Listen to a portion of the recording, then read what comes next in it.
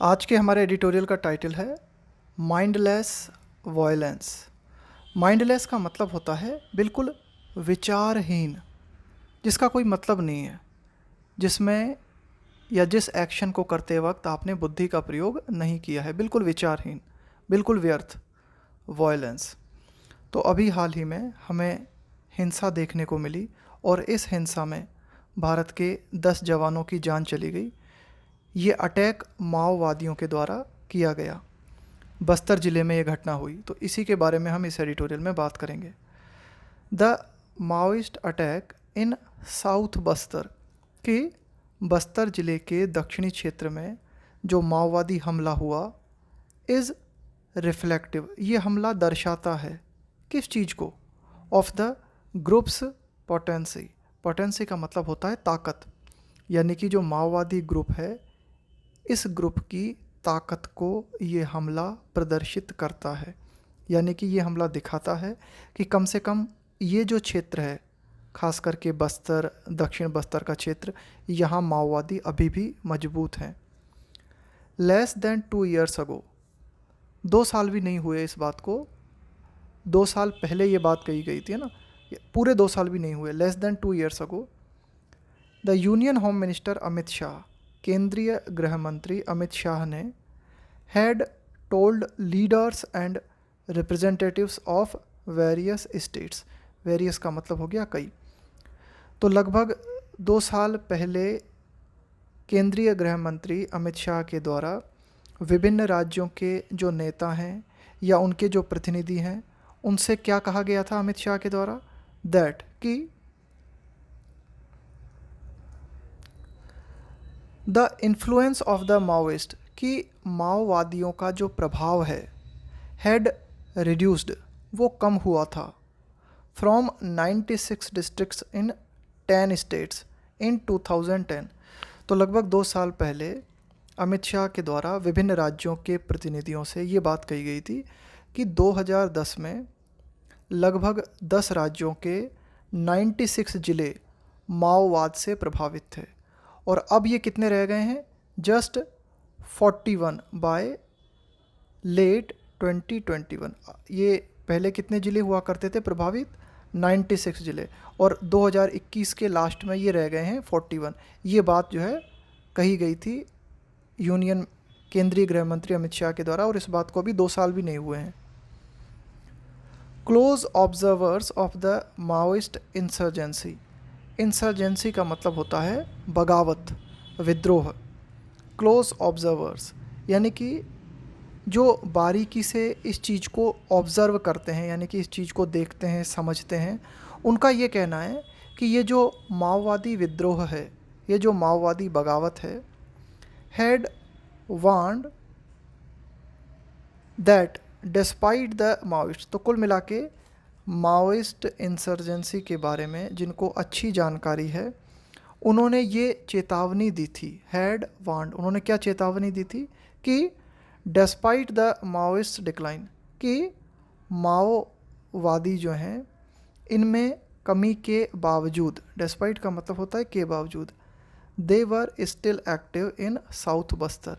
तो कुल मिला के जिन्हें माओवादी इंसर्जेंसी के बारे में अच्छी जानकारी है, इन्होंने कहा था कि माओवादी बगावत जो है इसके कम होने के बावजूद साउथ बस्तर के क्षेत्र में ये अभी भी सक्रिय हैं।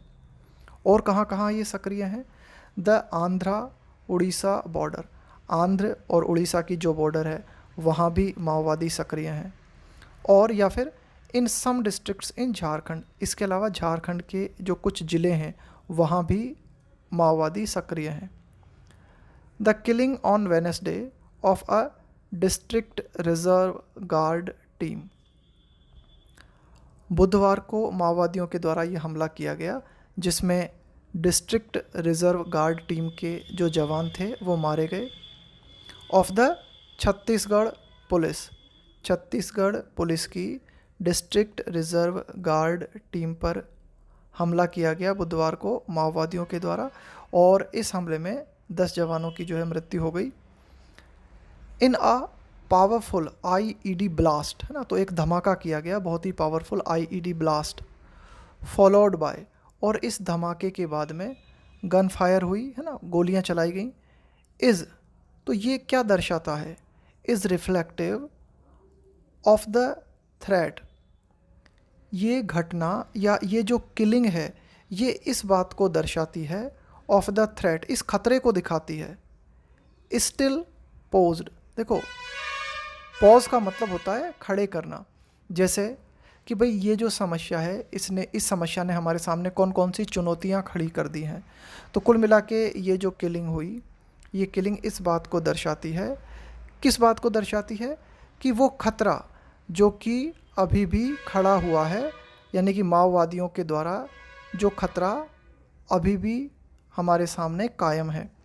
Threat still posed by Maoist in the south Bastar region, की साउथ बस्तर क्षेत्र में माओवादियों के द्वारा खतरा अभी भी बना हुआ है, खतरा अभी भी खड़ा हुआ है, ये बात हमें इस हमले से पता चलती है।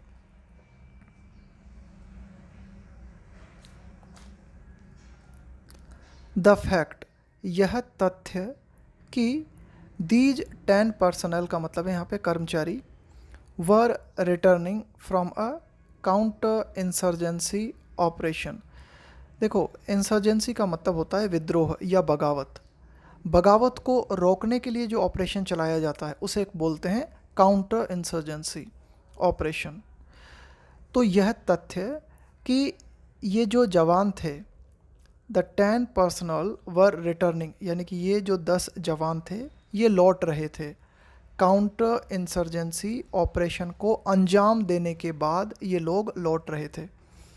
दैट दे हैड कंडक्टेड, यानी कि इन लोगों ने ये ऑपरेशन कंडक्ट किया था। कौन सा operation, counter insurgency operation. After a tip of, tip of का मतलब होता है कि भाई एक खुफिया जानकारी मिली थी, एक सूचना मिली थी। आफ्टर अ टिप ऑफ, तो कुल मिला के एक खुफिया जानकारी इन जवानों को मिली थी और उस जानकारी के आधार पे इन्होंने एक काउंटर इंसर्जेंसी ऑपरेशन को अंजाम दिया था और उस ऑपरेशन को समाप्त करके ये लोग लौट रहे थे।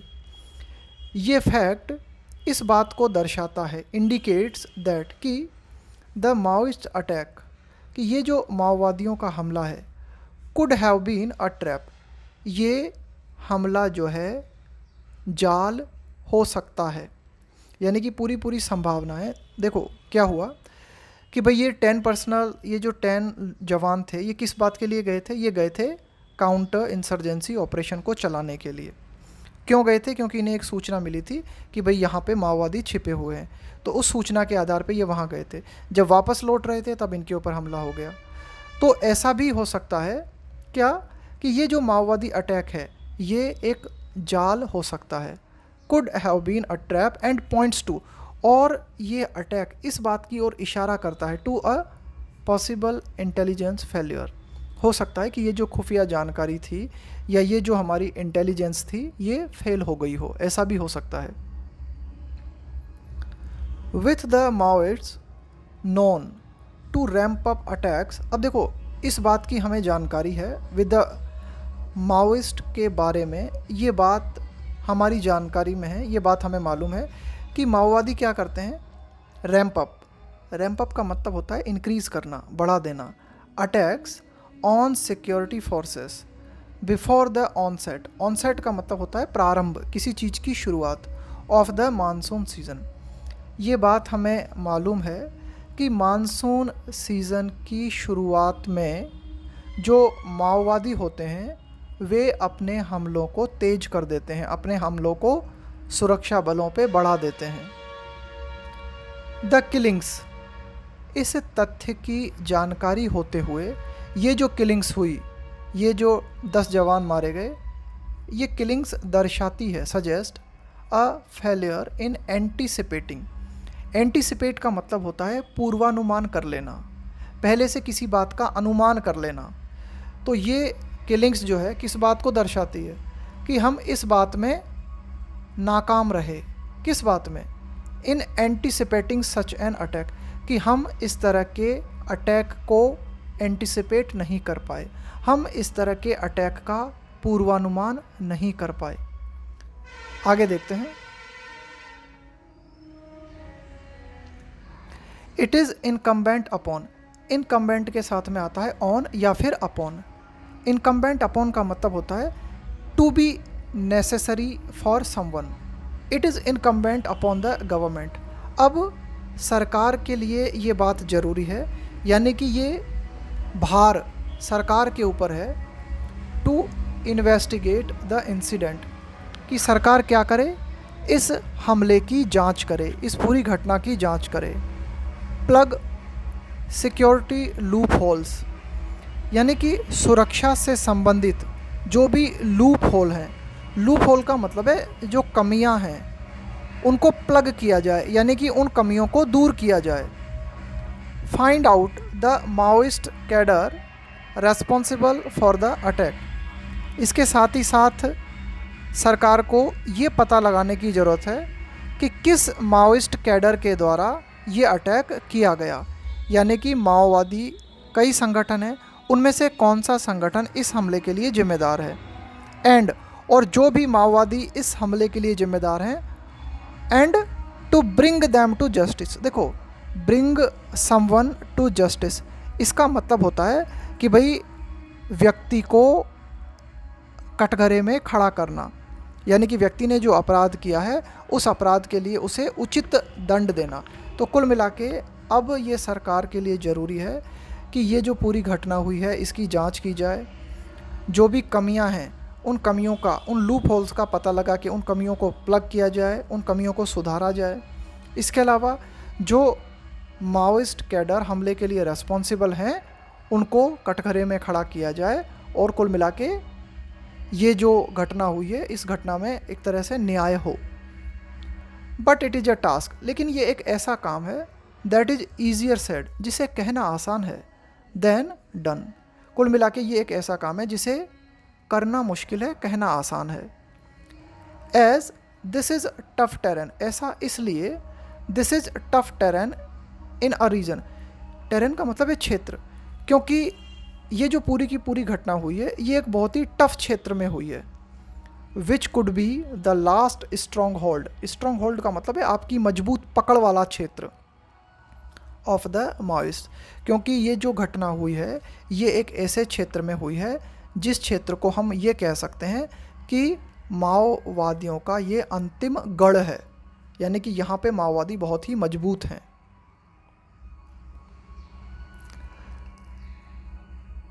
The inability of the Maoist to graduate beyond a violent guerrilla-based movement. Inability of the Maoist, यानी कि ये जो माओवादी हैं ये अयोग्य रहे हैं, यानी कि ये एक सीमा से आगे नहीं बढ़ पाए। The inability of the Maoist to graduate, देखो यहाँ पे ग्रेजुएट का मतलब है टू मूव फॉरवर्ड, प्रोग्रेस करना, यानी कि माओवादी जो है इस बात से आगे प्रोग्रेस नहीं कर पाए। बियॉन्ड का मतलब है के परे, माओवादी इस बात के आगे नहीं जा पाए, इससे ज़्यादा प्रोग्रेस नहीं कर पाए। किस चीज़ से ज़्यादा? अ वॉयलेंट गुरिल्ला बेस्ड मूवमेंट, देखो गुरिल्ला बेस्ड अटैक जो होता है उस अटैक में क्या किया जाता है, छिप के हमला किया जाता है। तो कुल मिला के माओवादियों का जो हमला करने का तरीका है वो तरीका उनका कैसा है, हिंसक तरीका है, और वे छिप के हमला करते हैं, और यही उनकी नीति शुरू से लेके आज तक रही है। इससे आगे वे प्रोग्रेस नहीं कर पाए। तो कुल मिला के उनके द्वारा हमला जो है किस तरह का होता है, गुरिल्ला बेस्ड होता है। That utilises the remote and inaccessible, इस हमले में जो माओवादी हैं वो प्रयोग करते हैं किस चीज़ का, रिमोट। रिमोट का मतलब है दूरस्थ, यानी कि दूर स्थित क्षेत्र।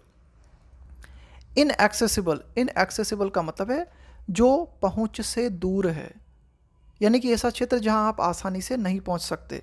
And inaccessible forested terrain, forested terrain का मतलब हो गया ऐसे क्षेत्र जहां जंगल बहुत ज़्यादा हैं, ऑफ सेंट्रल इंडिया। तो कुल मिला के माओवादियों के द्वारा गुरिल्ला बेस्ड अटैक किए जाते हैं, और ये अटैक जो है इनको किस तरह से अंजाम दिया जाता है, ये अटैक इस, यानी कि माओवादियों के द्वारा जो हमला किया जाता है ना वो आम जगह पे नहीं होते, वे दूरस्थ जगह पे अटैक करते हैं।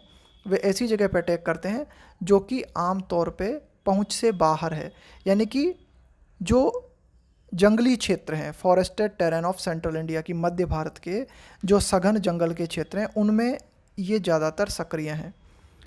And home to tribal communities, ये जो आप कह सकते हो कि ये जो मध्य भारत का ये जो फॉरेस्टेड क्षेत्र है ये घर है किन का, टू ट्राइबल कम्युनिटीज़, यानी कि ज़्यादातर जो जनजातीय समुदाय है वे यहाँ पे रहते हैं। तो कुल मिला के हम ये कह सकते हैं कि माओवादियों का हमला करने का जो तरीका रहा है वो गुरिल्ला बेस्ड रहा है, और माओवादियों की ये जो पद्धति रही है इस पद्धति में वे ज़्यादा आगे नहीं बढ़ पाए, ज़्यादा एक तरह से ग्रेजुएट नहीं कर पाए, आगे प्रोग्रेस नहीं कर पाए। इज़ लार्जली बिकॉज, ऐसा इसलिए है, their incoherent and outdated ideology, कि माओवादियों की जो विचारधारा है वो एक तो आउटडेटेड हो चुकी है। आउटडेटेड का मतलब है कि भाई अब आप कह सकते हो कि वो आज के समय के अकॉर्डिंग नहीं है, आज के समय के से रिलेटेड नहीं है। इनकोहेरेंट, इनकोहेरेंट का मतलब होता है एक तरह से असंगत होना, एक तरह से बेमेल होना। तो कुल मिला के उनकी जो विचारधारा है आज के समय के अनुसार अगर हम देखें तो आउटडेटेड है, बेमेल है। That has found few takers, यहाँ पे हम ये बात कहना चाह रहे हैं कि माओवादियों की जो विचारधारा है उसे स्वीकार करने वाले लोग जो हैं वो ना के बराबर हैं, few takers.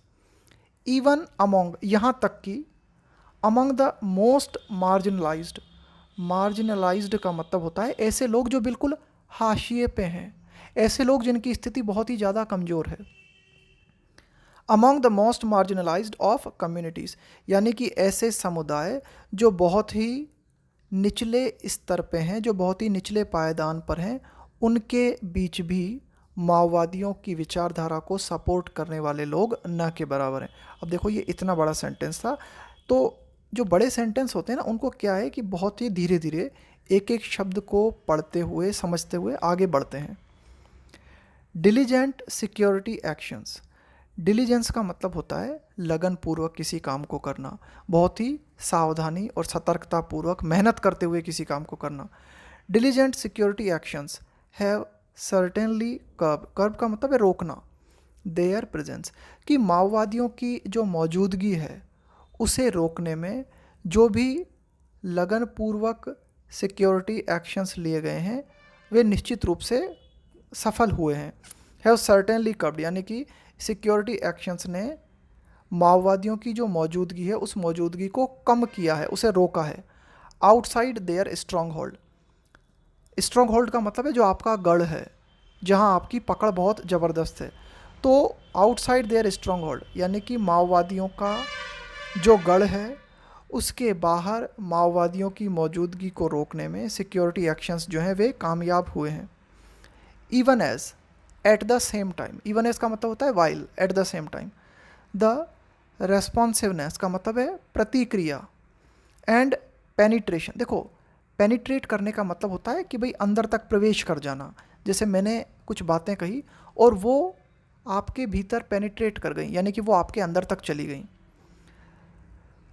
The responsiveness and the penetration of the Indian state into areas, अब देखो इंडियन स्टेट यानी कि भारत के द्वारा जो प्रतिक्रिया दी गई माओवादियों को, जो पेनिट्रेशन किया गया इनटू एरियाज, यानी कि एक तरह से आप कह सकते हो कि उन क्षेत्रों के भीतर भारत के सुरक्षा बल जो है प्रवेश कर गए, वेयर गवर्नमेंटल स्वे, स्वे का मतलब होता है प्रभाव, influence, was hitherto absent, यानी हिदर टू का मतलब होता है अब तक, यानी कि अब तक जहाँ सरकारी प्रभाव यानी कि सरकार का जो प्रभाव है वो एब्सेंट था, वहाँ तक अब हम जो है प्रवेश कर चुके हैं। हैज़ हैड अ मिटिगेटरी इफ़ेक्ट, इसके माध्यम से क्या हुआ है, देखो मिटिगेट का मतलब होता है कम करना किसी चीज़ को। तो कुल मिला के पहले जिन एरियाज़ तक सरकार नहीं पहुंच पाती थी अब वहां तक सरकार का प्रभाव बढ़ा है। इसके माध्यम से क्या हुआ है कि जो माओवादी मूवमेंट है वो कम हुआ है।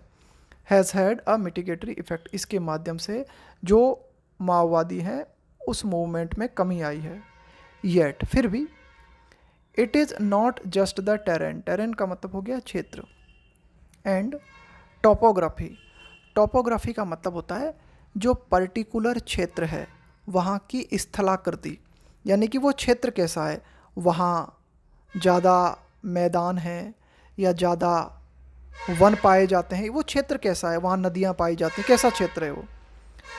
फिर भी it is not just the terrain and topography that have acted as the obstacles.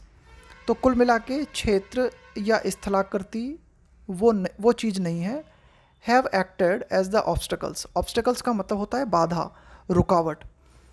यानी कि हम ऐसा नहीं कह सकते कि सिर्फ टोपोग्राफी और टेरेन ने रुकावट का काम किया है in defeating the Maoist in south Bastar, है ना। Yet it is not just the terrain and topography. भाई हाँ, काफ़ी हद तक हम मानते हैं कि जो स्थलाकृति है और जो क्षेत्र है उसका एक बहुत बड़ा अहम रोल रहा है कि माओवादी जो हैं वे अक्सर पावरफुल साबित होते हैं। लेकिन हम ऐसा नहीं कह सकते कि ऑब्स्टेकल्स का मतलब है बाधा, कि फिर भी हम ये नहीं कह सकते कि ये जो टोपोग्राफी और टेरेन है इन्होंने बाधा का काम किया है साउथ बस्तर में माओवादियों को हराने में। द एलिनेशन, एलिनेशन का मतलब होता है अलग होना किसी चीज़ से, है ना। आप जो है अपने आप को अलग महसूस करते हो, आप अपने आप को पृथक महसूस करते हो, अलग महसूस करते हो, उसे कहेंगे the alienation. The alienation of a section of tribals. Section का मतलब हो गया एक वर्ग, यानी कि जनजातियों का जो एक वर्ग है वो अपने आप को पृथक महसूस करता है। Caught in the cross fire between security forces and the Maoist, यानी कि माओवादी और सुरक्षा बल के बीच जब लड़ाई होती है तो उनके बीच में जो ट्राइबल्स होते हैं, जो जनजातियों के लोग होते हैं, वो फंस जाते हैं। और ये जो जनजातियों के लोग हैं ये अपने आप को पृथक महसूस करते हैं, ये अपने आप को सरकार के साथ एक महसूस नहीं करते। इसके माध्यम से क्या हुआ है, ये जो ट्राइबल्स हैं इनका जो एलिनेशन है इसने इस बात को अलाउ किया है, क्या, द माओइस्ट, कि माओवादी जो हैं टैप, टैप का मतलब है यूटिलाइज़ करना, to tap into discontent.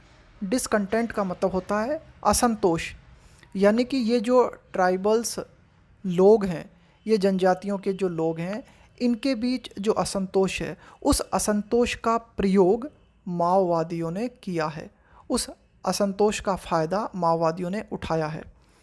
And to retain, retain का मतलब है कायम रखना, बरकरार रखना, a presence in the area, और इस असंतोष का फ़ायदा उठाते हुए इस क्षेत्र में माओवादियों ने अपनी मौजूदगी को कायम रखा है। In the years of counter insurgency, यानी कि मैंने बताया था आपको इंसर्जेंसी का मतलब होता है बगावत या फिर विद्रोह। बगावत या विद्रोह रोकने के लिए जो ऑपरेशन चलाया जाता है उसे हम कहेंगे काउंटर इंसर्जेंसी ऑपरेशन। तो काउंटर इंसर्जेंसी के सालों के दौरान hard aged strategies of creating wages. देखो, वेज का मतलब होता है कोई भी ऐसी चीज़, कोई भी ऐसी बात हो सकती है, कोई विचार हो सकता है जो कि क्या काम करता है, कोई भी ऐसी बात हो सकती है, कोई भी आपका एक ऐसा आइडिया हो सकता है, कोई भी ऐसा विचार हो सकता है जो ये काम करता है, एक तरीके से आप कह सकते हो कि टू कॉज डिवीज़न, जो विभाजन का काम करता है। कोई भी विचार या कोई भी एक्शन जो कि विभाजन का कारण बनता है। तो देखो, काउंटर इंसर्जेंसी के सालों के दौरान जो स्ट्रेटजीज अपनाई गई, जो नीतियां अपनाई गई माओवादियों को ख़त्म करने के लिए, वो बहुत ही शार्प थी। एक तरह से आप कह सकते हो बहुत ही जोखिमपूर्ण नीतियां अपनाई गई, बहुत ही रिस्की नीतियां अपनाई गई। क्या थी ये रिस्की नीतियाँ? क्रिएट करना, निर्मित करना, क्या, wages among the tribal population, कि जो जनजातीय जनसंख्या है उनके बीच में विभाजन क्रिएट किया जाए, यानी कि उनको बांट दिया जाए, डिवाइड कर दिया जाए। टू डिफीट द माओइस्ट, माओवादियों को हराने के लिए इस तरह की जो स्ट्रेटजीज अपनाई गई कि जो ट्राइबल पॉपुलेशन है उनको डिवाइड कर दिया जाए, है ना, उनके बीच में वेज क्रिएट कर दिए जाए, है ना, उनको एक तरह से डिवाइड कर दिया जाए। तो इस तरह की जो नीतियाँ थी ये काउंटर प्रोडक्टिव साबित हुई हैं। प्रोडक्टिव का मतलब है कि हाँ भाई इसका कोई नतीजा निकला है, कोई फल मिला है, और जो बात निष्फल रही है, जिसका नतीजा कुछ नहीं निकला, तो हम कह सकते हैं कि भाई माओवादियों को हराने में इस तरह की जो नीतियाँ रही हैं वे काउंटर प्रोडक्टिव रही हैं।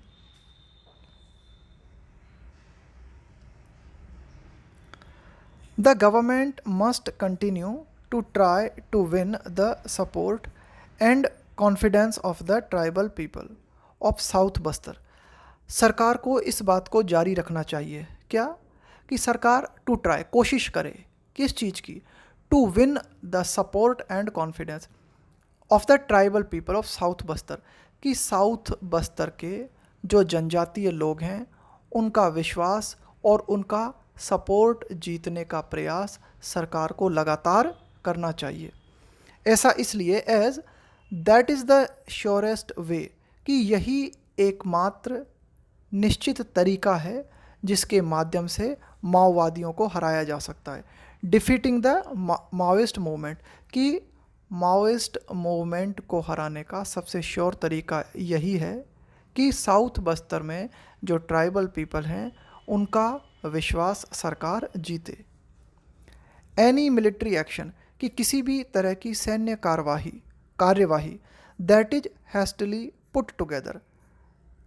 हैस्टली का मतलब यहाँ पे जल्दबाजी है ना, जल्दबाजी में अगर किसी भी तरह का सैनिक एक्शन किया जाता है फॉर रेट्रीब्यूशन, रेट्रीब्यूशन का मतलब होता है रिवेंज, बदला, यानी कि ये जो घटना हुई है इस घटना का बदला लेने के लिए जल्दबाजी में अगर किसी भी तरह की कोई सैनिक कार्रवाई की जाती है which could target innocent tribal. अब ये देखो, अगर मिलिट्री एक्शन किया जाएगा तो हो सकता है इस मिलिट्री एक्शन में जो निर्दोष जनजातीय लोग हैं वे भी मारे जाएं। तो अगर हम ऐसा करते हैं कि भाई अगर एक मिलिट्री एक्शन अपनाते हैं इस घटना का रिवेंज लेने के लिए, तो हो सकता है उसमें कुछ इनोसेंट ट्राइबल्स भी मारे जाएं। तो इससे फाइनली होगा क्या, विल ओनली एग्जाजर्बेट। एग्जाजर्बेट का मतलब होता है किसी प्रॉब्लम को और ज़्यादा बिगाड़ देना, कोई समस्या और उस समस्या को और ज़्यादा ख़राब कर देना। तो इसके माध्यम से होगा ये कि ये जो समस्या है, ये जो प्रॉब्लम है, ये और ज़्यादा बिगड़ सकती है, यानी कि बात जो है या मामला जो है वो और ज़्यादा ख़राब हो सकता है। तो ये बहुत अच्छा वर्ड है, एग्जाजर्बेट रिट्रीब्यूशन। रिट्रीब्यूशन का मतलब होता है रिवेंज, प्रतिशोध, बदला, और एग्जाजर्बेट का मतलब होता है कि किसी भी सिचुएशन को और ज़्यादा ख़राब कर देना, उसे और ज़्यादा बिगाड़ देना। तो ये था हमारा आज का एडिटोरियल।